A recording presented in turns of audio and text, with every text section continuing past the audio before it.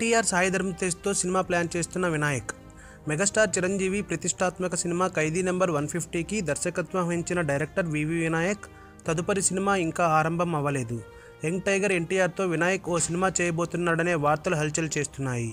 ఆ తర్వాత సాయి ధరమ్ తేజ్ సినిమాకి వివి వినాయక్ దర్శకత్వం వహించబోతున్నాడనే వార్తలు వినిపించాయి.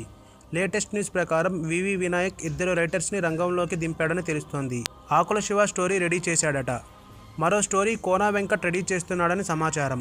2 రైటర్స్తో 2 స్టోరీలను తయారు చేయిస్తున్నాడు కాబట్టి ఒకటి సాయి ధరమ్ తేజ్ కోసం, మరొకటి ఎన్టీఆర్ కోసం అని జనాలు చెప్పుకుంటున్నారు.